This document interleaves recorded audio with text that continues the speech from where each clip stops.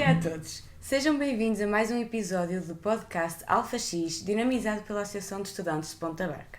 O meu nome é Luana Silva e hoje vamos entrevistar Zeca Machado, ex-aluno do agrupamento de escolas de Ponta Barca e atual estudante de Educação na Universidade de Minho. Olá, Zeca. E aí, tudo bem? Bem, o tema do episódio de hoje será a transição do secundário para a universidade, os seus desafios e por aí em diante. Vamos começar. Primeiramente, como aluna prestes a terminar o secundário, tenho que te perguntar, sentes saudades da escola?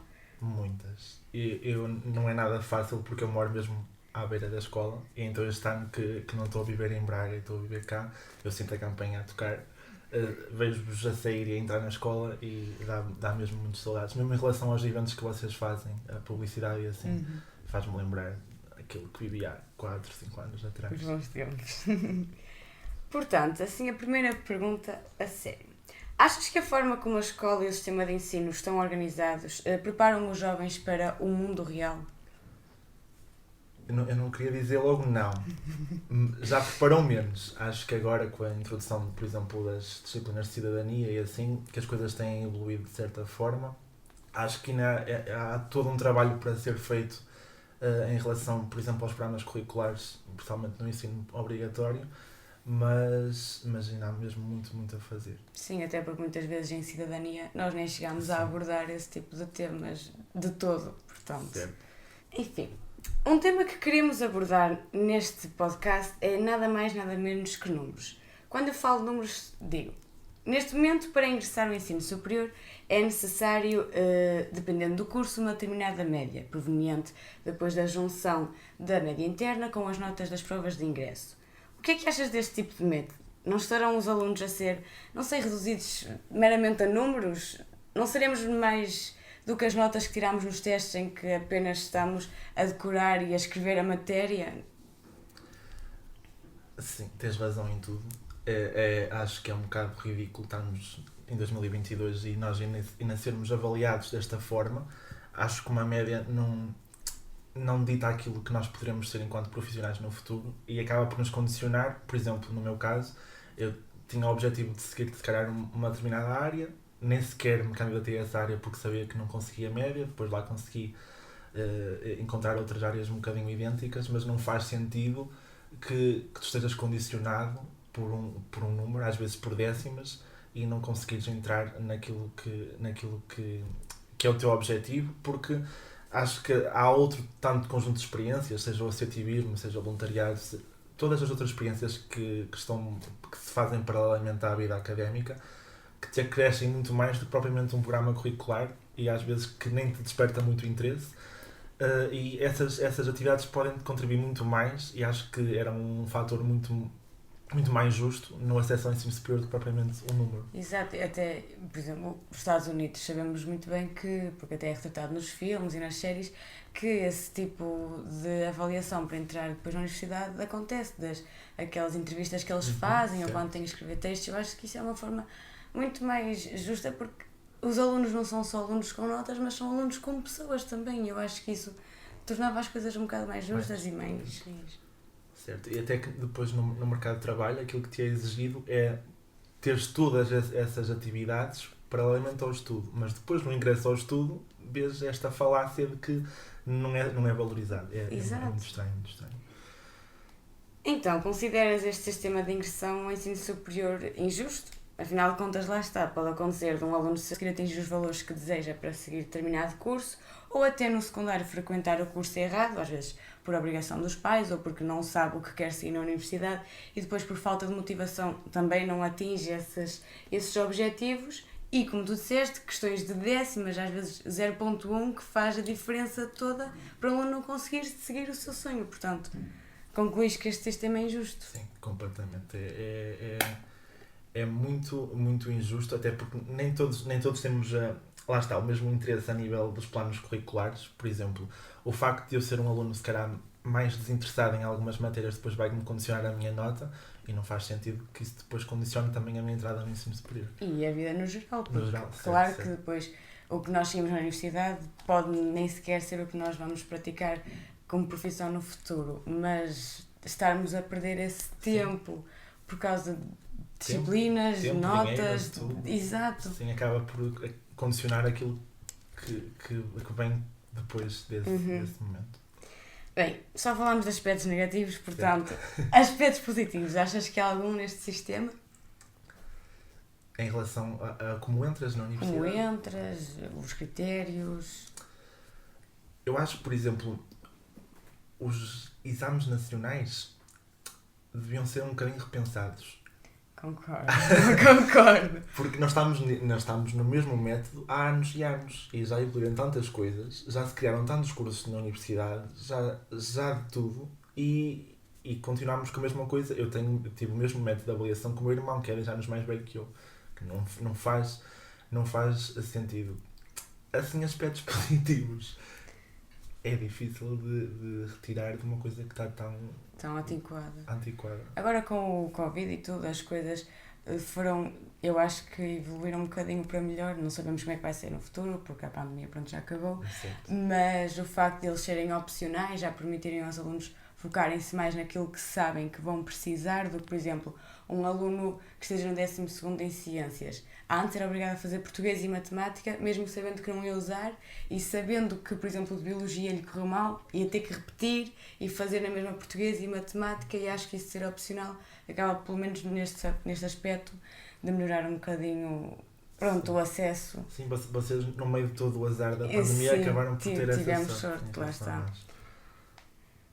Como lidas com as situações de stress diárias a que estás exposto? Porque do secundário, do básico para o secundário, já temos bastantes diferenças, os alunos sentem uma quantidade de trabalho muito mais acrescida e isso até afeta a sua saúde mental muitas vezes, e sabemos que o secundário para a universidade a diferença ainda é mais estrondosa, portanto, fala-nos dessa diferença e de como é que lidas com as situações de stress e como é que é em termos de saúde mental no geral.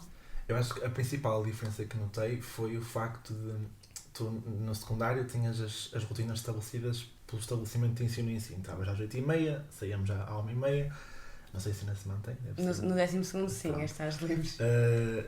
Na universidade já és quase tu que implementas a tua própria rotina. Tens aquele período de aulas, não é? Uns têm aulas de manhã, outros de tarde, mas parece que tens que ser tu a tomar a iniciativa de ok, esta hora vou fazer isto, esta hora vou fazer aquilo, vale a pena ir a esta cadeira, não vale a pena ir a esta cadeira, faço por exame, vou às aulas, pronto, acabas por ser tu a tomar todas as iniciativas. E nós, se calhar, no secundário ainda estamos um bocadinho dependentes do que é que os nossos pais acham, do que é que os nossos professores acham, o que é que o meu colega vai fazer, e na universidade estamos um bocadinho mais independentes e começamos lá está, a tomar as nossas próprias decisões, e acho que é esse o principal fator que distingue. E isso acaba por gerar algum stress às vezes, porque como não estavas habituada a tomar essas iniciativas, depois tens que tomá-las, as decisões todas de uma vez, e começas a entrar ali um bocadinho em parafuso. Mas, por exemplo, eu libertei-me muito porque me fui associando ao associativismo, ao voluntariado e assim, e foi descarregando um bocadinho as energias aí também, e foi estabelecendo mais rotinas, não é? Saía da universidade e tinha outras atividades para fazer, não ia logo para casa. Depois a vida social em si também ajuda muito. Acho que são esses os fatores, o facto de te envolveres em mais do que propriamente o curso, não é? Por exemplo, dar-te o exemplo de medicina, eles têm uma carga horária pesada. Toda a gente sabe que é um curso difícil. Sim. Se eles não tiverem atividades para respirar fora disso, vai ser muito mais difícil eles concluírem o curso. Eu digo eles, como qualquer outro curso da universidade. Acho que essas atividades extra, plano e a vida social em si, a vida académica, te ajudam a regularizar esse stress. E depois, por exemplo, no que toca, porque nós vamos morar sozinhos, ou em princípio, não é? Como é que é tudo a questão de gerir o dinheiro, morar sozinho pela primeira vez, como é que foi toda essa adaptação? Eu lembro-me que fui num domingo, o meu primeiro domingo a ir para Braga, eu levava uma mala enorme, tipo, com toda a roupa que eu tinha. Eu não ia precisar daquela roupa para nada, mas eu levei toda a roupa que tinha porque não sabia se ia estar calor, se ia estar frio, se ia estar chuva. Depois fui armado em herói, tipo, eu vou cozinhar para mim, tipo, chego a casa, cozinho, esquece. Segunda semana eu pedi à minha mãe, por favor, faz comida. E eu, tipo, levei uma camada de tupperwares, só sacas. Depois eu tive a sorte de morar com pessoas que já conhecia, que já estavam lá há mais tempo que eu. E pronto, era só abrir a porta e chamar por eles e falava nos corredores, pronto. nem toda a gente tem essa sorte, e acho que custa mais às pessoas que vão morar com pessoas que não conhecem. Completamente sozinho. Mas era estranho, tipo, abrir a porta do quarto e não ter a minha mãe, tipo, era só gritar mãe quando estou aqui, e lá não tinha isso.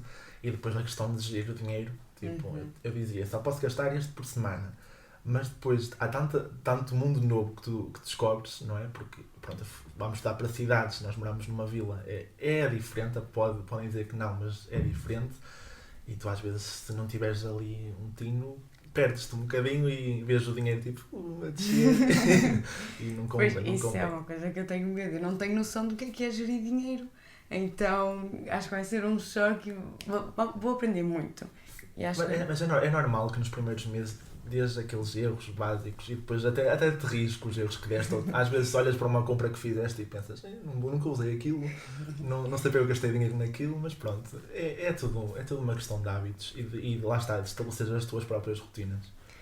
Então, para além de falaste do associativismo e de atividades extracurriculares, que outras dicas dás aos nossos ouvintes que também estão prestes a começar esta nova etapa nas suas vidas? Olha, em primeiro de tudo, quando estão a fazer a candidatura, que se candidatem a algo que gostam mesmo. Há muita pressão por parte de pais, por parte da sociedade em geral, de que só aqueles cursos é que são bons, só aqueles cursos é que têm saídas profissionais. Não, tipo, se os cursos existem, há de haver alguma saída profissional, seja agora, seja daqui a 5 ou 10 anos, pronto. E estudar algo que tu não gostes deve ser horrível. Eu tive a sorte de não me acontecer isso, mas estares ali 3 anos a estudar algo que não queres vai-te custar imenso, não te vai fazer sentido porque vai condicionar a tua vida depois, porque ou exerces aquilo, vais exercer uma coisa completamente fora da área e desperdiçaste dinheiro e tempo da tua vida a estudar uma coisa que não gostas. Por isso o primeiro conselho é candidata-te só àquilo que gostas e que te imaginas a fazer no futuro. Até porque depois estudar com tantos trabalhos, tantas frequências, deve ser ainda pior sendo uma coisa que não gostas. Porque... Já é difícil por si só. Exato, se não então gostares, não gostar deve ser. É terrível. E ainda para mais porque tu candidatas-te a alguma coisa que gostas e nunca é bem aquilo que tu esperavas. Imagina se for algo que tu não gostas, é mil vezes pior. Depois, há muito a condicionante de não quero ir para longe de casa. Há os extremos. Há aqueles que querem ir para muito longe, há aqueles que não querem nada ir para... Olha, eu, por exemplo, queria de Coimbra para baixo, queria sair da barca e depois quando as coisas começaram a aproximar, eu estive ali nos últimos dias de candidatura e eu mudei as minhas opções todas, eu não, vou ficar perto, afinal não quero ir para longe. Por isso, não ligarem muito à proximidade. É uma coisa que acabas por te adaptar. Eu tenho colegas meus que estavam a estudar, por exemplo, na Covilhã e vinham todos os fins de semana, tal como eu. Por isso não é algo que te possa condicionar o curso que vais escolher. Pronto. E depois, em relação a viveres lá, isto envolvendo nas atividades que há, há a praxe, há muito mais que a praxe. Praxe é uma coisa, não acho que seja completamente necessário para te integrares que te envolvas, mas ajuda, não é? Eu criei logo ali um grupo de amigos que estava para o mesmo que eu e, portanto, tinha com quem sair à noite, tinha com quem andar durante o dia, mas tive outras pessoas que foram para tunas, que foram para equipas de basquetebol e pronto. É importante que te vais envolvendo nisso porque acabas por criar um núcleo forte e acabas por ter o teu suporte lá, não é? Aqui o teu suporte é a família e os teus amigos de cá, mas vais precisar de um suporte na universidade porque senão vais acabar a estar um bocadinho sozinho. E lá está, e depois ajuda-te nessas situações de stress, quando parece que vai o mundo acabar, tens ali alguém, olha, não, calma, isto é só uma fase, isto vai passar. Acho que são esses os principais conselhos, é que penses que vais ser, no teu caso, uma nova Luana. Tipo, tenho aqui uma oportunidade para descobrir-me, para descobrir o que é que gosto de fazer, com o que é que gosto de me envolver e ir já à descoberta. Anotado. Por último, que conselhos dás aos pais destes jovens? Olha, que não façam tanta pressão como a sociedade faz. Não é? Se gostam realmente dos filhos, os filhos já têm esta pressão da sociedade, ok, que ser advogado é que é, ser médico é que é, ser enfermeiro é que é, e depois o que é um técnico superior de educação, por exemplo, no meu caso? A minha mãe não sabia responder a isto, tipo, pessoal, eu dizia, estou a estudar educação, e as pessoas, vais ser professor, e eu, não posso ser, eu posso ser tudo menos professor, quase. Ninguém sabia, e por ninguém saber parecia que esta área não existia, de que não tinha saídas profissionais nenhumas, Mas a minha mãe nunca me fez esta pressão, tipo, disse, vais para aquilo que queres. E acho que é isso que os pais têm que fazer, deixar ir, tipo, se os vossos filhos gostam daquela área, se querem descobri-la, só têm que deixar ir. Se forem para medicina obrigados, vão ser maus médicos. Se forem para direito obrigados, vão ser maus juristas, maus advogados. Por isso, acho que o segredo é mesmo deixar ir. Vão ter muitas saudades. Bom, a minha mãe, no tal domingo trágico que eu fui cheio de coisas, ela veio para trás, diz que chorou o caminho todo, tipo, o que é que vai ser dele sozinho, a gerir dinheiro, a viver sozinho, a cozinhar para ele. Mas é uma questão de hábito. Eu ligava-lhe todos os dias, de manhã, a meio-dia, à noite. Pronto, estávamos sempre com esse contacto. E também, isso é difícil para nós, para os nossos pais também, não é? Tiveram pelo menos 18 anos sempre em cima de nós. Sim. E depois do nada desaparecemos. E depois já os mídias não ajudam muito, não é? Que as coisas todas que se passam na universidade, podem-se passar mil coisas boas, mas aquela que se passam má é que passa nas TVs. E isso assusta-os, é normal. Mas lá está, é confiarem que eles vão fazer o percurso deles da melhor maneira, ao jeito deles, e lá está, deixá-los. Bem, chegamos ao final de mais um episódio do nosso podcast. Obrigada, Zeca, pela tua presença, por teres aceitado o convite e por todos os conselhos. Obrigado eu, agradecer a ti pela conversa e também à restante equipa, e agradecer por me proporcionarem este momento de regressar um bocadinho aos anos anteriores e a esta estrutura, a Associação de Estudantes, onde também tive e que deixa sempre saudades, e dar-vos parabéns por esta iniciativa. Obrigada. Se ainda estiverem a ouvir-nos, muito obrigada também. Para o próximo mês há mais. X!